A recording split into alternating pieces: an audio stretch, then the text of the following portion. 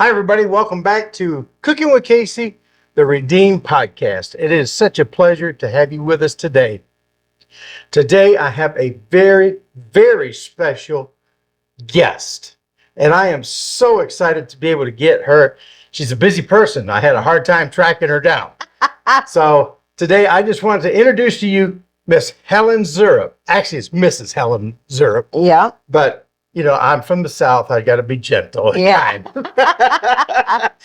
Helen, I want to thank you so much for being here today, and I want you to tell us your story. We're in a beautiful building, a beautiful facility, and so tell us how you got to where you're at today and what you got going on. Oh, that's fun. Okay. Well, I will try to do that in a short amount of time. Very good. So, my dad was Ted Gibbs, and he started a trucking company with one little pickup truck. And as he grew doing local pickup and delivery, then my mom got a pickup truck, and I kind of grew up in that business.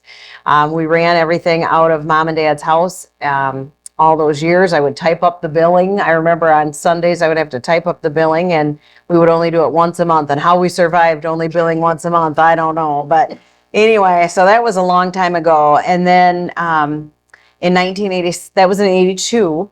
In 1987, I got married, and my husband started that fall then driving for mom and dad. And a couple of years later, then he started dispatching. And then in 94, we bought our first official building. We were running everything out of our houses and had the trucks parked at Ryder, which is where my dad met you, Casey. Right. And you became good friends. And I had an employee at the time. yeah, you're right. And you I did. was one of the first. Yeah, you're right. You're right. And then in 2015, we built our first terminal here. We bought the business from my folks in 97, 98, right around there. My dad, Say we. my husband and I, Craig. Okay. And then in 2002, my dad passed away from prostate cancer, and that was absolutely awful. And we had, in 1998, when we bought the business, we had added semis then for the first time. And we did actually everything wrong you could imagine running a trucking company. We paid our employees wrong. We just did everything wrong, and we were bleeding money. We lost a lot of money, and it was ugly. And we were working with the bank. We had a line of credit, and the bank wanted us to file bankruptcy. It was awful. And I had a board at the time. I ended up getting a board to help us, advise us what to do, and they helped us actually grow to what we are today.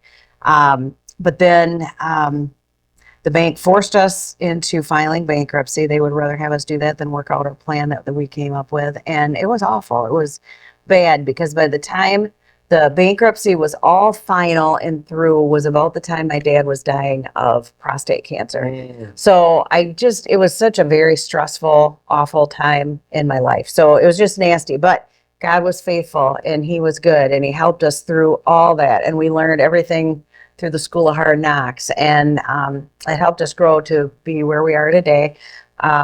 We have, I think, right around 65 employees. We've got this beautiful terminal. We do a little warehousing now. And yeah, we've just been very, very blessed. So How many trucks have you got on the road? I don't know, maybe 45, 50. Long ways from the pickup truck. Long ways from one little pickup truck, yeah. Yeah, so it has grown quite a bit. Yeah. So, but we've been very blessed. We've got 5 children. Of the 5, the first 2 are girls and they're married, and both of them work in dispatch here. And then my oldest son, the next one is my son Ethan, and he works here and he helps the mechanics. And then I've got 2 more boys. And one works for a landscaper and one is actually applying at the post office. So I don't know. We'll see if he gets in there. But anyway, so we've just been very, very blessed. And we were doing in 2004, I think it was, we had an employee that had a situation and Craig and I ended up deciding to get our foster care license. And we did that for about 10 years. And then one morning, it was actually September 11, 2014. I remember it. I said a prayer that morning, and because you're busy, right? You got Sure. 5 kids, you're running a business, you're working at church, you're just busy. And I said a prayer that morning, and I said to the Lord, if there's somebody you need me to help, let me see it today.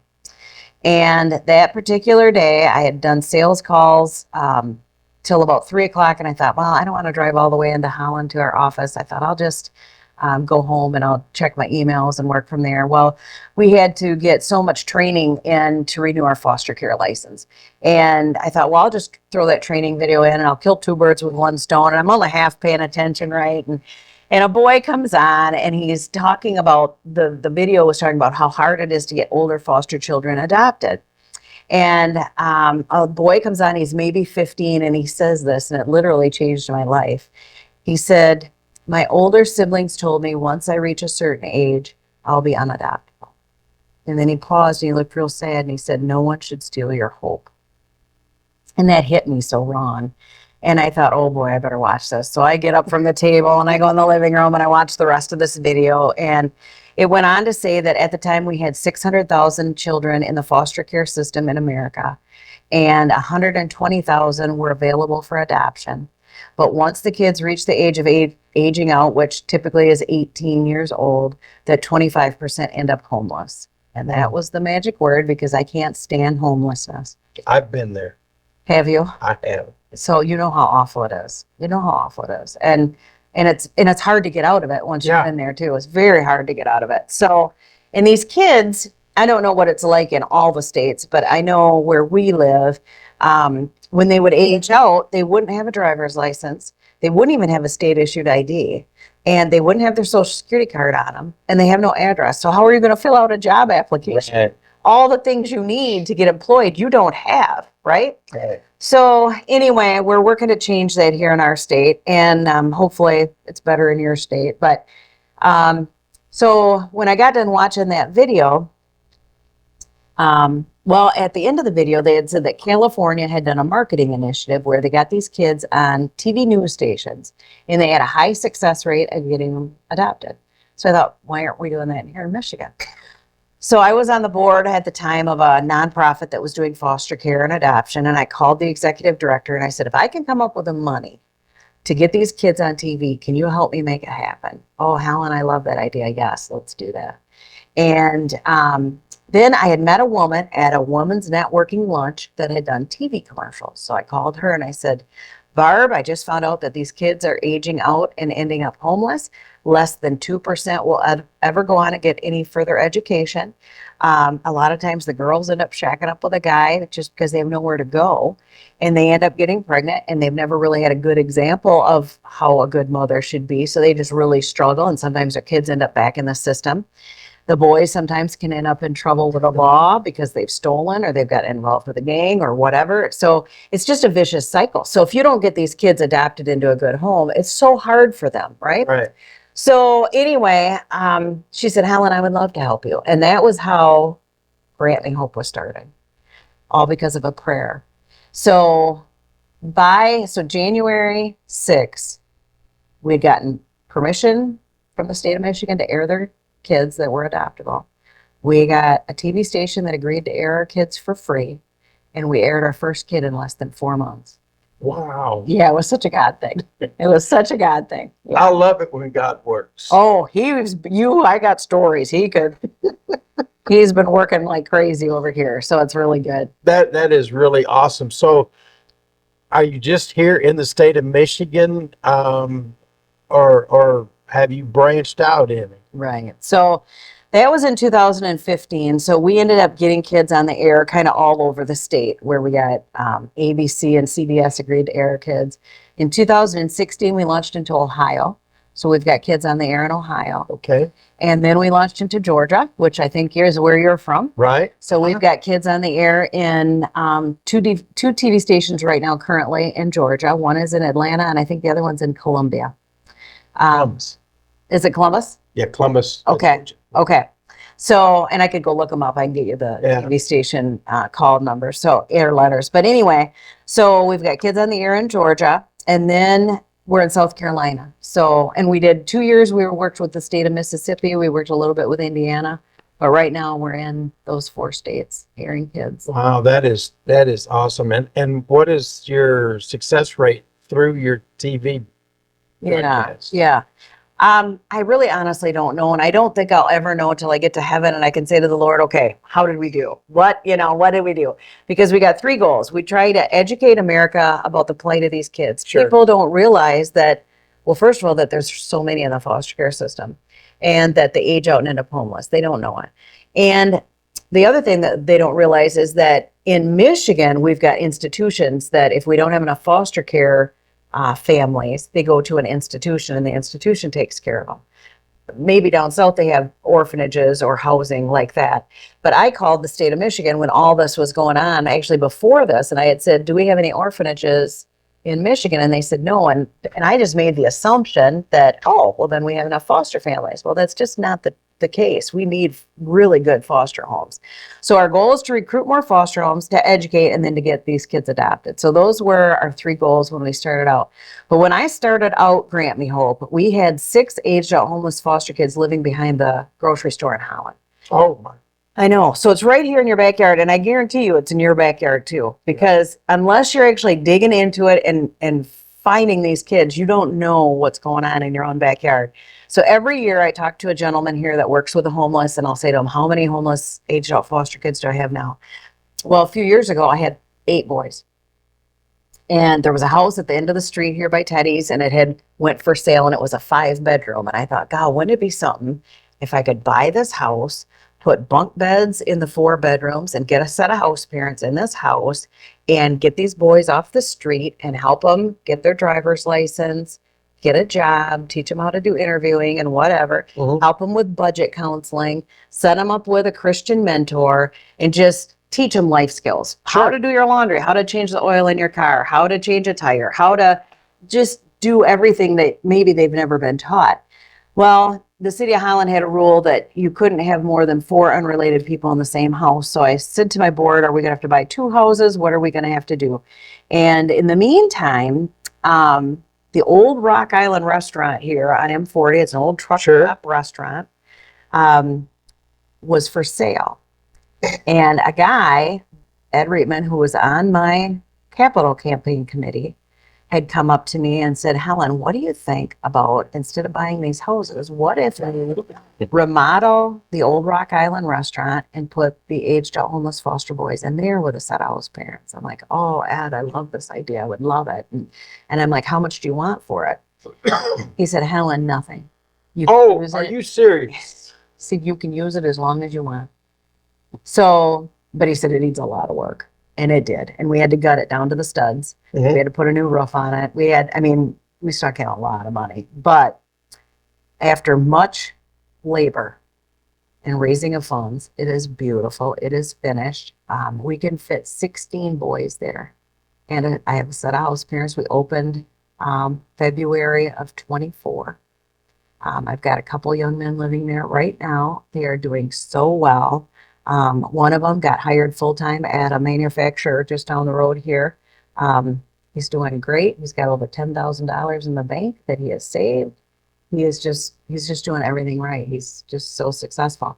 But we want these houses to not just be like, helping them get on their feet, but we want it to be their home base. So they can come home for Christmas. They can come home for Taco Tuesday. They can come home for Thanksgiving, that this is their home base. So when I hired house parents, I said, now listen, don't come here if you only want to be here for a year or, you just want to try this out. I said, I need you to prayerfully be called to this ministry because I want you to be their home, right? I want you to be their home. I want you to be here for a decade or more. Your mom and dad. Yeah, you're like mom and dad to these kids. So yeah, so that's wow.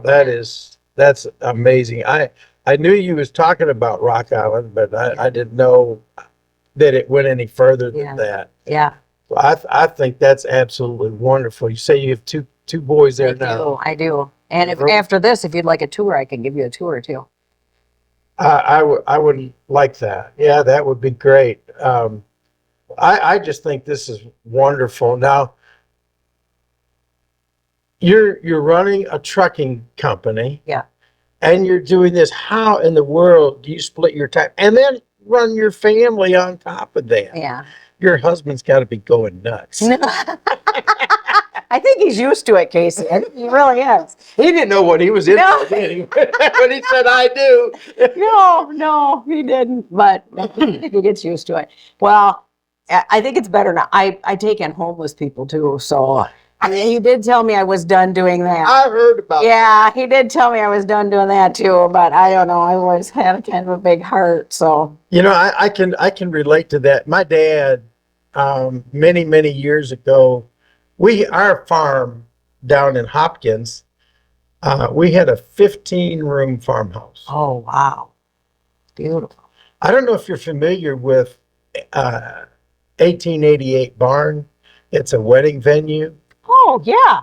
That's our old farm. No way. That's our really? old farm. That's where I grew up. Awesome. So that big house is now an Airbnb. Wow. And but that's where I grew up.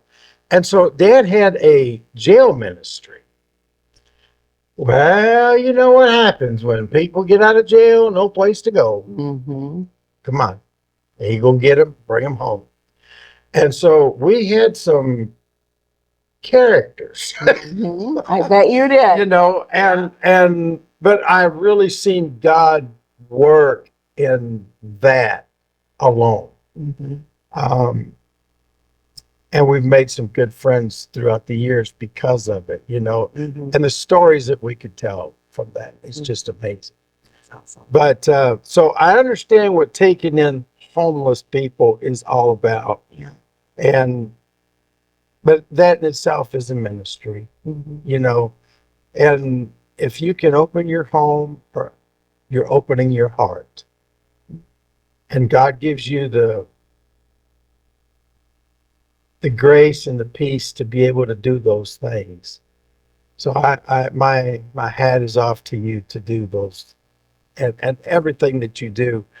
I've known about Grant Me Hope, and we've talked a lot about it over the years and stuff like that.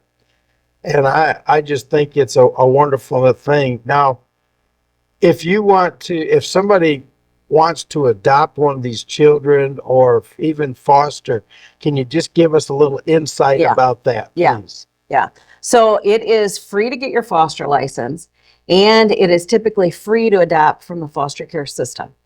And it's just time consuming because they have to do a background check on you and you have to have a home study done. So what would happen is if you are interested in doing foster care or adopting from the foster care system is you would call your local Department of Health and Human Services, or if you have any, I would just Google foster care agencies near me or adoption agencies near me, Okay. and I would call them and just write down all your answers and then go with the one that you like. But what they will do is they will have an informational meeting that they will either invite you to come to, they'll do it via Zoom, or they'll come to your house. They'll answer all your questions. They'll leave you with an application. The application is very thorough. It asks for 3 references. It asks about, interest, all about your house, right? You fill that out, turn it in. They send you down to get fingerprinted. You get your fingerprints done. When they get that back, then they'll sign you up for parenting classes. Parenting classes are really good because they try to teach you how to deal with trauma and to see things from the child's perspective. Because Okay. you could maybe give a little girl a doll and it could trigger a bad memory, and she could throw that doll across the room and you'd be like, what's Mhm. going on? But it teaches you how to see things from a child that's been traumatized. So it's very good classes. When you get those classes done, they also send someone out to your house and they ask you all kinds of questions about how you were raised, how you parent, why you want to do foster care, what you're looking for, what age group is it? Are you looking for 2 kids, 5 kids, 1 kid? What are you looking for? Do you want to adopt? Do you want to do? And they fill out all this information. Then they go through your house and make sure everything's compliant. So your trampoline has a net, your hot water heater is not too hot, your guns have trigger locks on and they're in a safe, your pills are locked up, things like that. So they go through your house, tell you what you need to do to be compliant. When you get your parenting classes all done, then they come back and make sure that you did everything that had to be done. And then they go back and then they write up a home study. They send that to the state, and the state will issue your license, your foster care license, and that's good for 1 year. Every year you have to have so many hours of training. like, I think it's 10 or 12. I think each state's very similar. But for us, you could read a book and write a book report on it. You could go to actual classes. You could watch videos like I was watching, and then you'd write up a thing on it, something like that, and just proof that you've had Proof that your you did it. training. Yep. And you submit that in. They come back out to your house. They make sure everything looks the same and nothing's uncompliant, and then they reissue your license again for another year. Okay. If you move in that meantime, you let your caseworker know, hey, we're going to be moving. Your new address, your new home would have to be inspected, and then that new license would have to go to that new home. So that's kind of how it works, but it's a little time consuming, but it's painless. Mhm. And the only difference if you adopt from the foster care system is you have to have a letter from your doctor for every member of the household that says there's no mental or physical reason why you can't adopt. And that's the only difference between adopting or having your foster license. Okay, so if you're fostering and you decide you want to adopt that child, this is what you're talking about. Yeah. Well, Okay. both. It's the same process. It's the same process for getting your foster license as it is for adopting from the foster care system. Okay. Yeah.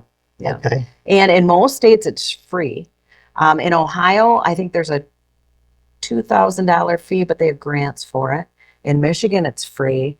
In Georgia, I'm not sure, but a lot of the places when you adopt from the foster care system, there's either grants or it's free.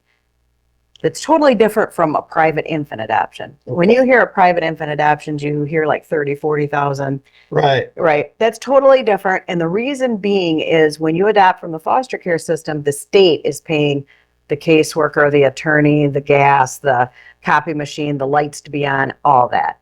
When you adopt from a private infant adoption, you, as the adopter, are paying the caseworker, the attorney, the gas, the lights, all that. So that's the difference. Okay. Yeah. Okay. That's awesome. Yeah. Now, through your adoptions and all this stuff, is it just merely teenagers and stuff now that you are able to adopt, or is it any age? Any age. Yeah. When you go and get your foster license, you can say, I will do from, like when we first got licensed, our youngest was 3. Okay. And I personally didn't want kids older than my youngest child. So our first license was 0 to 2. And then every year he had a birthday, we would up it, 0 to 3, 0 to 4, and we would up it.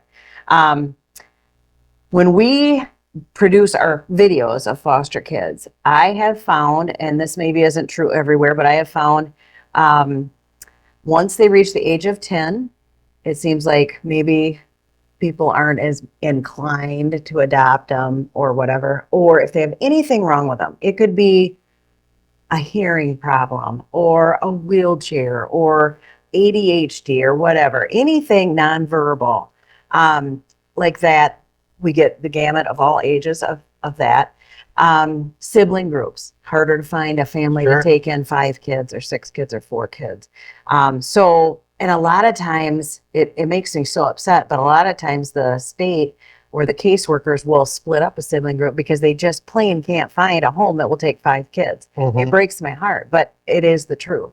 So they figure, well, if I can get 3 of the 5 kids adopted, it's better than none. None. Right? Right. So I understand the logic behind it, but it just breaks my heart, Yeah. right? Because it's hard on the kids. Sure it is. Very hard on Now, in the foster system and the adoption system, does it have to be a couple, or can single people right. foster and adopt? Yes, single people can foster and adopt. That's changed Really? a lot over the last, I'd say probably 30 years. It Yeah. used to be you had to be married, you have to be perfect, you have to whatever. It's not like that anymore. Single people can adopt. And in our state, now different states are different, but you can have a 50-year age difference if you're going to adopt. So if I am, say, 65, I can still adopt a 15-year-old. Okay? Okay. So, but some states are different. Foster care, there's no age difference. So Okay. I could be 65 and I could have an infant, A 3-year-old Right, baby or whatever. but I might not be able to adopt. And it might depend on the situation too. They might make an exception, Sure. But yeah, so you can be single, you can be older. Yeah. I wondered about that. I've never been married, always been single all my life. So, but I love kids and I always wanted to have kids of my own, you Yeah. know. and I've never been able to, but Yeah. And we've had a lot of single dads adopt. really, Yeah. Hmm. I think That's it's awesome. wonderful. Now there's no way I can do it. I got a lot of health problems. My house is not conducive to it. I got a 1-bedroom house, Yeah. so that won't work. Hmm. Yeah. Speaking of that, do these children have to have their own bedroom and stuff like that? Yeah, they do. Okay. Now they can be, you can have two siblings or two, like if you have a little boy and you get another little boy, they can both be in the same room. Okay. As long as they each have their own bed. Bunk bed, something of that nature. Yeah. And I think they got to have a dresser or so much, Sure. square feet to put, their stuff in. Okay. Yeah. Okay. This is all interesting stuff. It's stuff that I, Right. don't know, wouldn't think of. Hmm. But maybe somebody out there is considering this, Yeah. and it's just a wealth of information. So, Grant Me Hope. What exactly does Grant Me Hope do, in a nutshell? Okay, so Grant Me Hope is a marketing initiative where we produce videos of adoptable foster children and air them on partnering TV news stations in an effort to find them an adoptive home.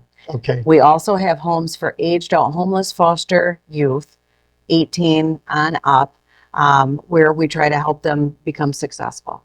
So I've got homes for girls too, which I didn't even Okay. mention. Yeah, I was going to Yeah. ask that. Yeah, we got homes for girls as well. So I've got enough housing that I can get 34 kids off the street. Really? Yeah. And we will take kids in from any state, not just Michigan. So in Georgia, if you're watching this, or Mississippi, wherever, Well, if you this is know, going on YouTube, so it's okay, gonna so it'll be all over. worldwide. Yeah. So anywhere in the United States, if you have aged out from the foster care system, you are struggling, you need help, call us. I can give you my phone number at 616-836-7949. Call me. Do me a favor, write this down because I will Yep. put it in the description. I will do that. And then our website is www.grantmehope.org. So you can find kids available for adoption by state on there. One thing, this was kind of fun. I own a trucking company, and somebody said to me, Helen, you own all these trucks. If you want to educate America, why don't you put decals on the back of your trucks? I asked for one time. And I'm like, oh my word, what a great idea, right? So I called all my competition. And now, I don't know about you, Casey, but most trucking companies are not friends with their competitors. No. So I called them all, and I'm like, I need you to help me. Come meet me for breakfast. That's when Rock Island was open yet. Okay. And I told them what was going on with these kids and how we needed to help them, and we had to get them adopted. And I want you to buy these decals because I'm broke and I need you to buy them. And they're $14 a piece, and I want you to help me educate. And they said like 3 different messages: that it was free to adopt from the foster care system, that 600,000 kids were in the foster care system, and that they were aging out and ending up homeless. And then it would go to our website. I have gotten so many phone calls from all over the United States asking me, okay, how does this foster care thing work? How do you adopt? How does this work? Explain it to me. I've had people from Canada call me. I've had people from all over the place call me because they see these decals. That's So wonderful. It was a $14, and look at all the people that we've probably impacted because these trucks are going all over the place. So we've got at least 851 decals on the back of trucks going all over the place. So if you know of any trucking companies that want these decals, we would love that. Well, I'll tell you what I would like is I want to get 2 of those decals. I'll buy them from you, Okay. and I'm going to put them on each side of my car, Okay. Good. like a big sign on the door. Yeah, it is a big sign on the door. Okay. Amen. And that's what I want to do. Okay. But I think that's wonderful. I have like I said, I have a heart for children. My family always did. We took in kids, it's biblical. It is very. So we'll end this up. I know you're a real busy person. I appreciate you taking time to do this. Thank you, Casey. Is there any last closing and parting words that you would like to say? Just look right over there at that camera and lay it out there. Yeah. If people would pray for Grant Me Hope and the ministry and the kids that we're trying to help. Our goal is to go nationwide. So we want to get all these kids on the air in each state. So just pray that we're successful. We can do that. That'd be awesome. We can do that.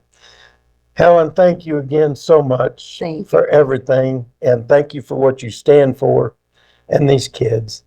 Anyway, thank you very much. Ladies and gentlemen, thank you for joining us for this video and this podcast. I know it's a little bit different from our other podcast, but I want to say thank you. If you know of anybody that needs this kind of help, or know of somebody that would be interested in taking in some children, give Helen a call, and she will do everything in her power. Trust me, I know this, to make it happen. Thank you. Have a blessed day, everybody. We'll talk to you next time. Bye-bye.